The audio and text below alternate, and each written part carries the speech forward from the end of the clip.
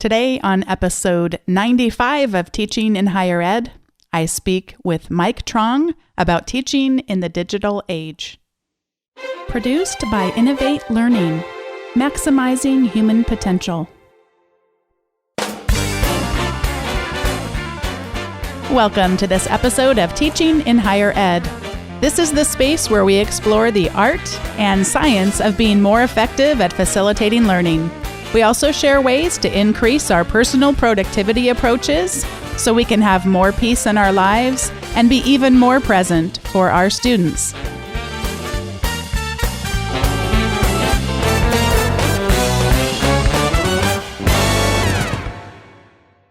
Today, I welcome to the show Dr. Mike Truong. He is the director of the Office of Innovative Teaching and Technology for Azusa Pacific University.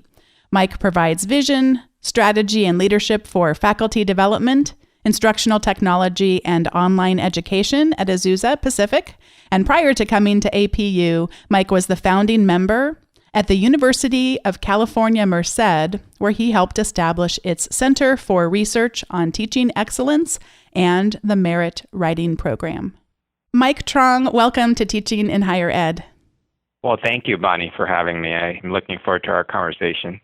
Well, I am too, and I told you before we started recording, having met you at the Lilly conference, just how completely jazzed I was about all that you have to talk about with us today, teaching in the digital age, both where we are today as teachers and then also what the future might have for us.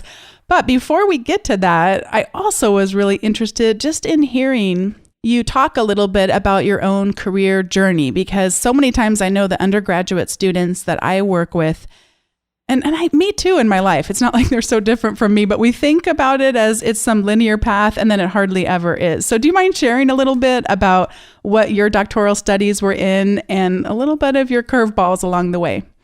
So when I was an undergrad, I was a major in American Studies, and I really loved that subject matter. And then towards the end of my undergraduate years, my advisor recommended, you should look into grad school. And one of the things I looked into was sort of ethnic studies, because I wanted to focus on Asian American studies. And so I just sort of took that leap, and I went directly from undergrad to grad. And I was at UC San Diego at that time. The ethnic studies program was brand new. I think it was probably in its second year. And so I got into it. There were only 4 of us in the cohort. And, I found that to be sort of exciting. And I got to, have all this attention from our faculty. And I spent 7 years in grad school doing ethnic studies, focusing sort of on Asian American studies and sort of the role of race and religion and how that kind of interacted.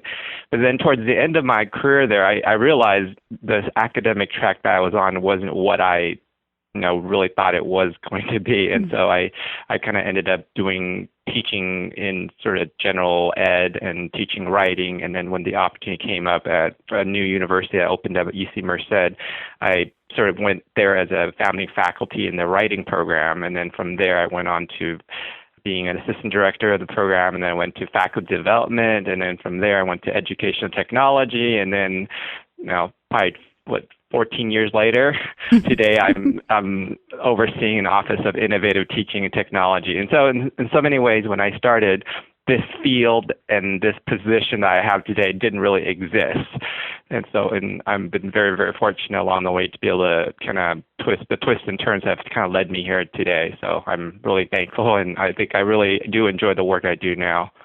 When you shared that story with me at the conference and then hearing you tell it again now, I just see this real strength in you of being able to see what is present and then also to see what is coming or perhaps your own dreams, your own vision for the future, and navigate those. And that's really a difficult thing to do. So it sounds like a real gift that you have.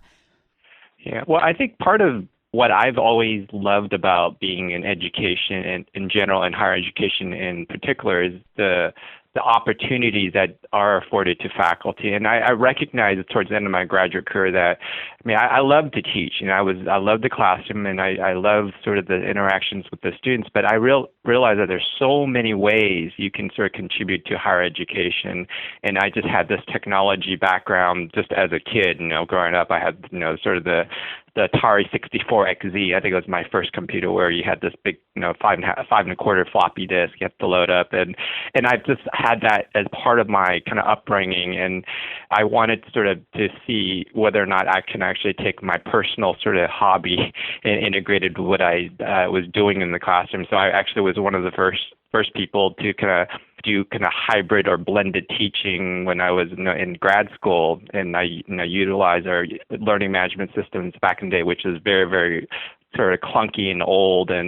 But I think along the way, it sort of gave me this sort of possibility, like, wow, and I think there's actually a career path here that as the technology became more and more pervasive, I was able to kind of integrate what I love to do on the personal end with sort of the professional career path I was on, and sort of this marriage between the pedagogy and technology is what sort of into today I'm still very passionate about. So. Well, I've been so excited to have you on the show, and I know I have asked you to do the challenging thing, which is really take what are essentially two different episodes and we're making it into one. So we're taking this gift that you have of looking at what is today, and then we're also going to have a lens toward the future. So the first piece of our episode is going to be things that we could be doing today as faculty to helping us be more effective teaching in the digital age. And you have a few recommendations for us. Tell me about the importance of paying attention. Yes, I think in our instant and very distracted culture that we're in right now, it's so critical to learn how to pay attention. And this is not only for faculty, but I think it's for how we teach our students. One of the references I'll talk about later is Kathy Davidson in her book, Now You See It. She starts with talking about a video of people passing the basketball around, and your job is to count how many times the ball is passed. And then along the way, if you're just focusing on that, what you'll miss is this person in a gorilla suit. And then, because towards the end of the video, they'll ask you, so how many times was the ball passed? And most people couldn't count. If they were focusing on that, they were able to do that. But then if you were totally focused on that, you totally missed the fact that there was this person in the gorilla suit kind of walking by and the video, and you totally would have missed it. And I think her point there is that in this distracted culture, we do pay attention to things, but when you're focusing on one thing, you miss other things. And sometimes the other things that you're missing are some of the more important, critical things. And so I feel like this is a really critical skill for faculty. Sometimes we get so caught up in all that we need to do in our day-to-day life, and trying to keep up with emails and keep up with social media and keep up with our grading and publishing and so on, to stop to have that time to pay attention, like, so exactly what are the issues that I'm trying to deal with here, or what is that learning objective I'm trying to focusing on, and to have that ability to focus and to pay attention, I think is so important. The way that my university has been scheduling me for the last couple of years now, and it looks like unless some huge changes happen, that'll be the case for the fall again, is teaching 3 sections of the same class. And I've been teaching 2 sections of the same class for as long as I can remember. So it's a normal thing for me to teach the same planned classroom experience multiple times during the day.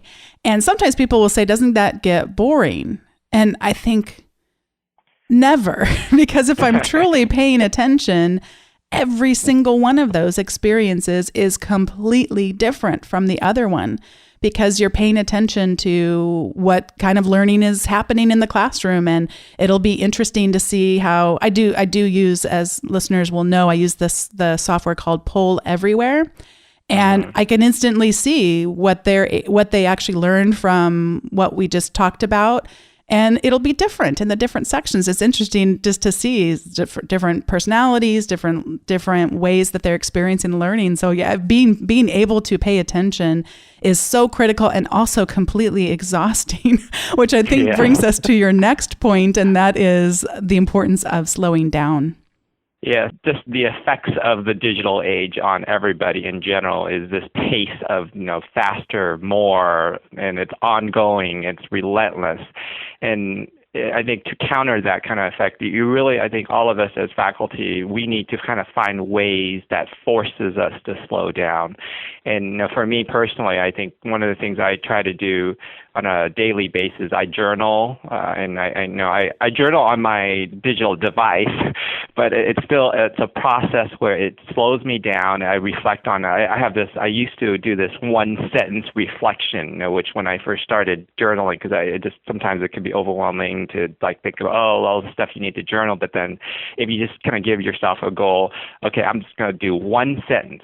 And the sentence is, what was the most important thing that happened today? And then it kind of forced me to reflect. It forced me to kind of recount the activities, and then I kind of do my one sentence. And then in doing that, I think it really does kind of center me, and it gives me kind of that idea of, okay, so what was that one most important thing that happened? And that, again, I think this is connected to the first point about paying attention. Is as you do pay attention, it does allow you to kind of have that sense of intentionality and that purpose and that focus. And then slowing down actually reinforces that thing about paying attention, because then when you go with the next day and you realize, I'm looking at what's the most important thing I can do today? Is it working with that one student, or is it trying to finish that paper, or is it trying to prepare for that presentation? And what you were saying about being able to kind of prioritize, just to do that one thing, what's that one thing that's the most important thing you have to do today, and to slow down and to kind of have these practices of journaling and reflecting and reading. I think it just lends to that ability to kind of step out of the chaos of the day-to-day life and to be able to say, okay, I need to slow down so that I can take notes of what is the most important thing happening. One of the former guests on the show who has become a friend, Doug McKee from Yale, has talked about journaling in each of his classes after he teaches each of his classes. And he hasn't phrased it as a one-sentence reflection, but it easily would serve the purpose of just writing one sentence, what worked, what didn't today in that class. And if we use the technology, and if whatever journaling tool it is we are using has some kind of a tagging system in it, or even just a search function, then we could have a hashtag, the name of the class, and then a hashtag with whatever you're going to name that particular. Is it a lecture you want to name or a learning objective you want to name? And then the next time you were going to do class planning for that, whether it's next semester or you're not going to teach that class again for 2 years, what a difference that can make. Because most of us don't slow down, myself very much included. When something's broken about whatever it was we just did, we don't have the time to fix it right then during the semester. But if we don't capture that somewhere, we're not going to really get to have what is often called double loop learning, the idea that we're learning from our own learning. And if we don't slow down enough to have that reflection, we completely miss it. So you've inspired me. I've not done it. I just know that it's possible to do. And one of the people I really like to listen to is a guy by the name of Tim Stringer. Tim Stringer is big in the personal productivity space. And one of the things he talks about is if we really love the tools that we're using, we'll use them more. And I know for many people, the journaling app on the Mac that they just absolutely love is called Day One. And they just came out with some new versions on the Mac and on the iOS devices. And it's just a beautiful application. So it's nice when you have a tool that you really like to use. Do you want to share what you used for journaling? That's exactly what I use, Day One. So yeah, you hit the nail on the head. So yeah, I've been using that for about two and a half years or so, and yeah, I do look forward to the new features and the new version they have. They have multiple images you can add, and some other additional features. But for me, I really like to keep that journaling experience as simple as possible, because everything in life is not simple. Mm-hmm. And so I just load my page, and I usually have an image, and that's where I try to throughout the day take pictures of my day, whether it's a picture of the meeting I'm in or in the classroom I'm in or whatever the case may be. It just so that there's possibility of that image to kind of represent the most important thing that happened, in my day. So. And for people on the Windows environment, Evernote is a multi-platform notebook system that would work really well. And also now Microsoft has been doing some amazing things with their notebook program called OneNote. And that would be another option. Many campuses now subscribe to Office 365. You might even have it on your computer and not realize it, but other good options for journaling. Tell me about being human. It's an interesting recommendation because I think everybody thinks, we are human. Why do we need to be a human? I think for me, what that means is I try to prioritize in-person, kind of in the flesh kind of interactions over virtual ones when possible or when it's appropriate. Oftentimes, I think we turn to texting, we turn to emails, we turn to all these virtual ways of communicating first. And because those are the easiest and those are the most convenient, and then we sort of pick out that human touch, that human face-to-face interaction.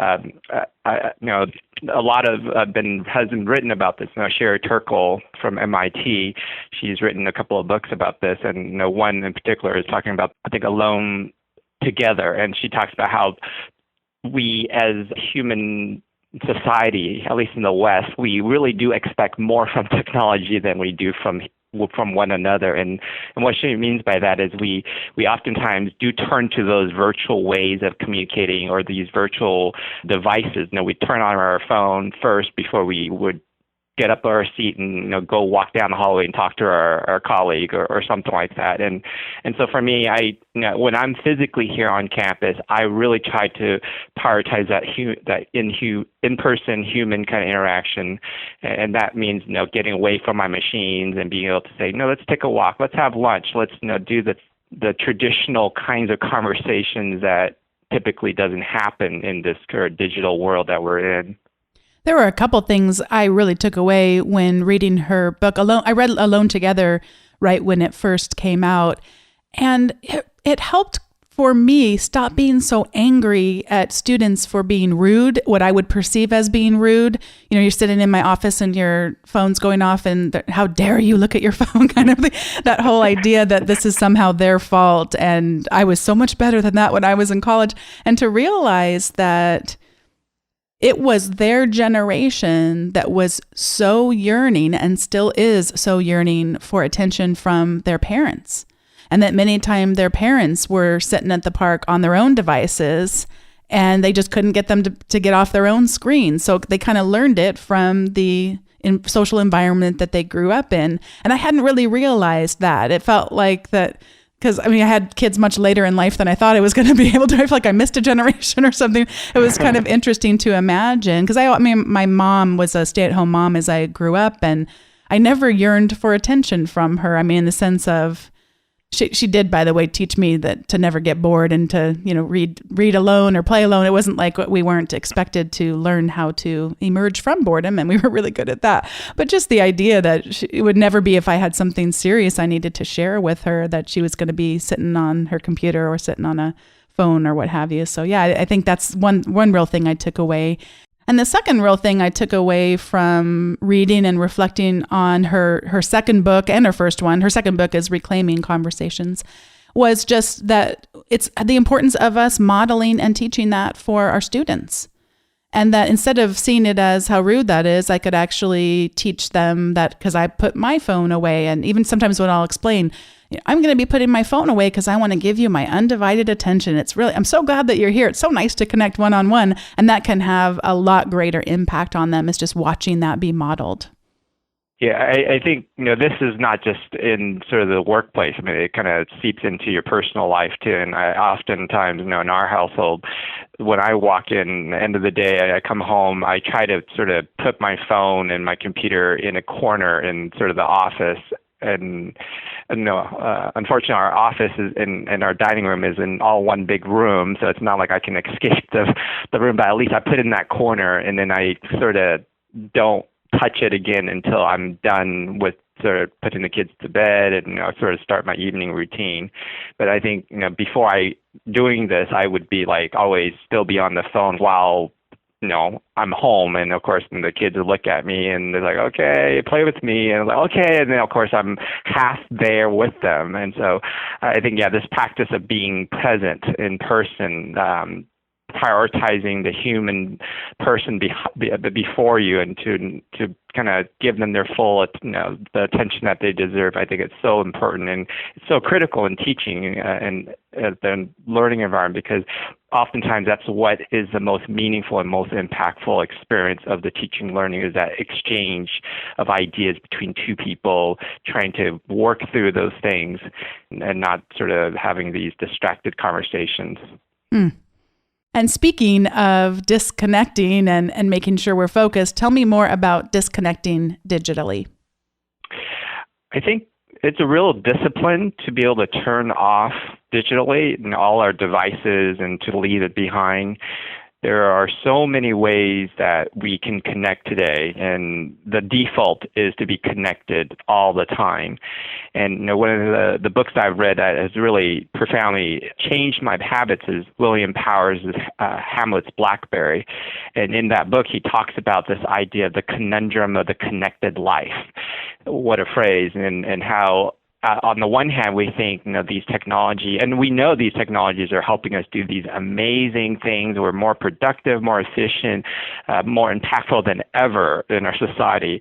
However, because it's such a pervasive and invasive type of culture that's taking place, we become sort of slaves to it. And when you're always connected, then there's no time to really disconnect. And we really have lost that discipline to kind of take the Sabbath. I think he talks about the digital Sabbath, and he describes in his book, he and his family started practicing a Sabbath where on from Friday evening to Sunday evening, they would literally unplug their Wi-Fi, unplug their computer, and there would be no digital, not in the television. I don't think they even use the television for 1 year. And what that experiment helped them as a family, and helped him particularly, was to understand, wow, when you are able to disconnect digitally and you have that moment of human touch and you focusing on the solitude and on the reflection, it did lead to a happier and more fulfilling and productive life. He didn't feel like he was missing out, or when he was online again, he actually was more focused and more intentional, and he got to see things in different perspective because of that downtime. And so I think, as faculty, oftentimes we're just so, our work isn't 8 to 5. We're always constantly thinking about the next thing, whether it's preparing for class, preparing for a paper, preparing for the next conference. And to always be on can actually have detrimental effects on our productivity. And so if we can kind of have that discipline to turn things off. And so I've tried a light version of what William Powers has done. And so from Friday evening to about Sunday afternoon, I don't turn on my computer, but I do have access to my phone. So if I were to do work, it's less productive because I just get frustrated, like, I can't write this as fast, or I can't do this, and I just kind of oftentimes just give up. So, but it's an interesting discipline, and it's an important discipline that I think we all need to cultivate. That discipline that you're talking about, how great to make it hard for yourself to do whatever it is, because that really can then shape those behaviors. One thing that really helped for me was to stop thinking about that it literally had to be an entire day. Because when I think about the word Sabbath, in my particular case, it's actually not accurate, by the way. It's an inaccurate, but I thought about, it has to be all of Sunday. And I would think, well, when I'm teaching these doctoral students, a lot of them, that's their day to really devote to schoolwork. And of course, ideally, I'd like to say, gosh, it would be so great if they got to take a day of rest, but they don't. And so I think, well, I couldn't go the whole day then, because they might really have a question and I would feel like I was letting them down in some way. And so a good friend of mine said, how about 6 o'clock Saturday until 6 o'clock Sunday? And it's such an easy solution, but it was right there in front of me and I just didn't get it. And that made so much more sense to me, to take the 24 hours, but to take it not for an entire, from sun up kind of until I went to sleep that night. Really, really made a big difference, even though it's probably so simple.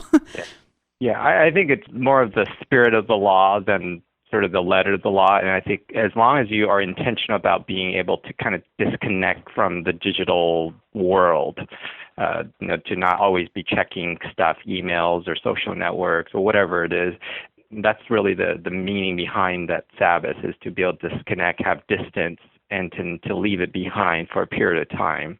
And then when you come back, you're a lot more focused and refreshed. Yeah, it really does give us power to create things in our own mind that when we're on those trails just doesn't have the space or context to happen. Well, the second part of our show is we normally do recommendations, but you have shared about 3 powerful books that you've reflected on this, and we'll be sure to link to those in the show notes, which will be at teachingandhighered.com/95. But I'm going to take this opportunity to let you share a little bit about the future of teaching in the digital age. And particularly, my recommendation today is going to be for people to visit your department's website. And especially, I really found helpful your section on blended learning. And that has some wonderful resources to studies that you have done in looking at blended learning at your institution. And then you also link to other studies that have been done. It's a great place to visit. But I know specifically you're going to share a little bit about teaching in the digital classroom and an event that you had around this. So tell us about this event and some of the things that came out. So last fall, our office, which is more of a teaching learning office, partnered with our IT office, and we said, let's work together on putting on an event that will allow faculty to have a glimpse of what the future classroom might look like. And so we worked together on sort of the agenda, and we invited vendors, and we sort of had these really different types of scenarios. And so, for example, the setup that we had was a one-button studio, which we learned from Penn State, where basically a faculty were, if they wanted to record themselves doing a lecture or voiceover or some sort of video of them doing something, they would be able to go to this classroom or this room and put in a little USB memory stick, press one button, the lights would turn on, the camera would start recording, the audio would be perfect, the lighting would be perfect, the framing, everything would be automatically perfectly framed and ready to go, and all the faculty would have to do is just focus on the content of what they want to do. And it could be a green screen, and they can add graphics in the background, or they can have other things that could be layered on top.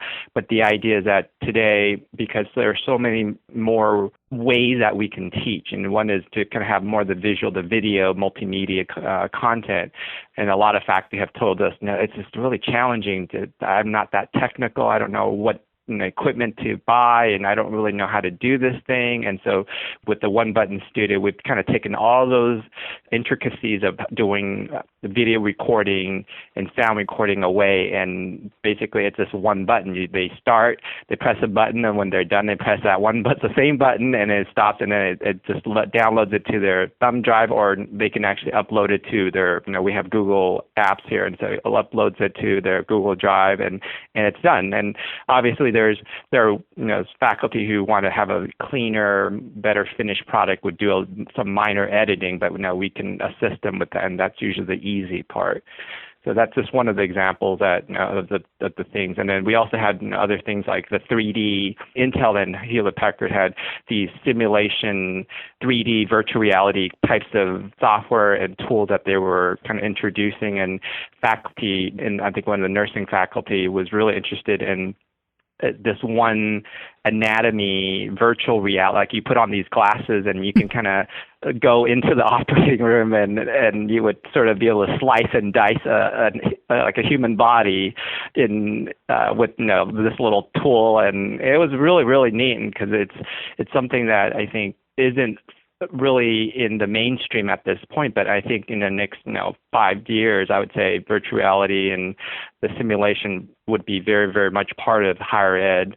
And so we as a entire event, so we had this for 3 days, and we had over 100 faculty come through. And the consistent feedback that we got was that they really were inspired by some of the technologies, but at the same time they were a little intimidated because they were like, wow, I don't know how I'm going to do this because I'm not that techie, or I'm not that. And this is sort of part of our job in our office, is to make sure we kind of come alongside and we support them, and we sort of provide them the handrails that they need to be able to kind of walk down this path. And so we always tell them, you're not alone. We're here to help you and support you in whatever you need, whether it's the training, whether it's just to think through how this integrates with your curriculum, or think through how this might change the way you currently teach. I mean, that's sort of the nice piece of our office, is that we come alongside sort of to bring the pedagogy with the leading the technology, as opposed to the other way around, which oftentimes a lot of people talk about now. If you start with technology and then you kind of tack on pedagogy, usually you don't get great practice. But if you start with pedagogy and then you look at how technology can enhance and improve the pedagogy, and that's really where you get great learning. One of the things that you mentioned was this one button studio, and that could easily be something where if I were hearing about it for the first time, I'd be thinking, well, we could never do that. And actually, you mentioned this is originally coined, that word or phrase, one button studio, was coined and created by Penn State. And I will be linking to their site in the show notes, but I just went there right now so I could link to them, and they have an app even now. With the Mac OS app, the One Button Studio is now accessible to everyone around the world. The app integrates with third-party hardware to give you the automated and streamlined video recording studio. So that idea that implementing this on a campus, they've already built the blueprint for you. And in fact, they even have the whole setup, what they bought and what some different tiers are of purchase options. You could have sort of if I recall, it's sort of like a Goldilocks and the Three Bears, the minimal requirements, and then the next tier, and then if you really wanted to knock it out of the park kind of idea. Yeah.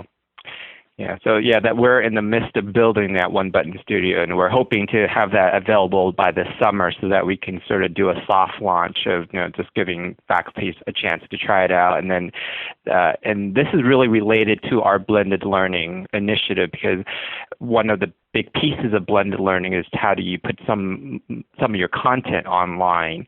And this is where I think we can have faculty come in and record their lectures and be able to kind of have smaller chunks of content and put that online, and then free up some of that time in the classroom to be able to focus on the interactions and engagement piece. This idea of addressing the real legitimate concern of I'm not that technical, this all feels too beyond me. I see that come out in your website and how you've designed it. I mean, that you could not have accidentally stumbled upon that friendly of a website to navigate. What are some of the things that you think about when putting together resources for your faculty on the web to make it seem really more accessible and doable to them? Yeah, I mean, one of the things that we recognize and we want to help faculty is that they are busy and they have so many responsibilities upon their shoulders, and we want to make it as easy as possible to access materials. And we subscribe to a lot of professional development materials, like Magna Publishing. They have a 20-minute Mentor Commons, which is a library of videos, 20-minute videos where you can just go in, listen to 20-minute video from this the expert in, let's say, discussion, how to facilitate discussion or how to do active learning, and they can just go in, watch something, and then quickly be able to use that and apply it in their next class. And we also have the Wiley Learning Library. And so we subscribe to a handful of these resources in addition to the things that we've done. And so most of what we try to do is make our resources as on demand as possible, so that busy faculties who may only have time, they may not have time to come to our workshops or have these individual consultations, but if they go to their website and if they get what they need and it accomplishes it answers their question, then that's really what we're trying to aim for, is to that service, self-service, on demand, as much as they can get. And if they, obviously we're here for them if they want consultation, where we also continually offer workshops and institutes and ways for faculty to kind of dive deeper. But yeah, we try to, as much as we can, make things as practical and as available possible on our website.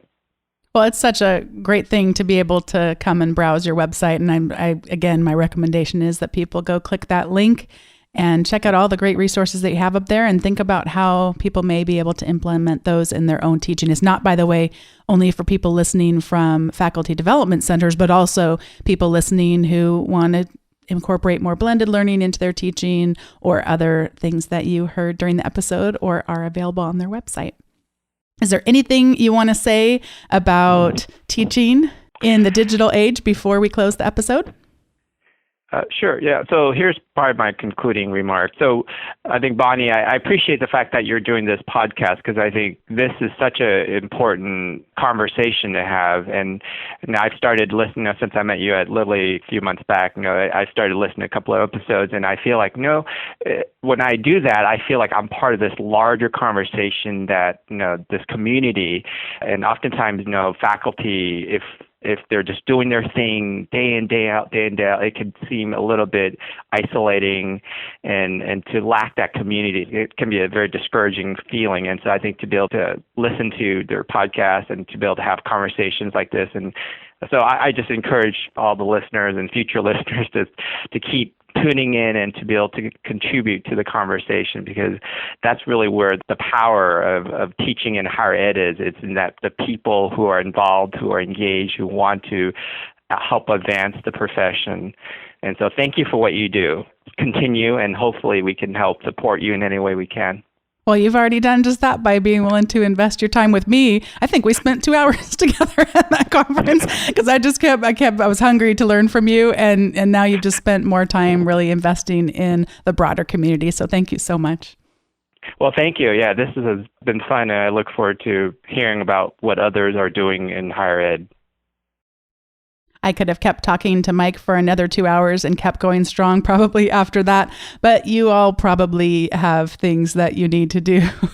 So we'll just plan on having him back on the show in the future. And thanks again to Mike for contributing to this community and just for understanding, I guess, the strength of what we all have as we connect with just this passion that we have for teaching. Those of you that are listening who have yet to subscribe to the weekly update that I send, what you'll get is all the great show links. I'm going to link to a bunch of stuff on their website, as I mentioned, and the great tools and resources that Mike mentioned. You can subscribe and it'll come automatically in your inbox just once a week. And in that same email will be an article most weeks about either teaching or productivity written by me. You can subscribe at teachinginhighered.com/subscribe. And I want to thank the so many of you that have been responding to my question about how I can support you in your professional development over the summer. I'm getting a lot of good feedback and some ideas percolating for how to just keep this community growing and the conversation continuing throughout these summer months that are coming before we know it. Thanks so much for listening, and I'll see you next time.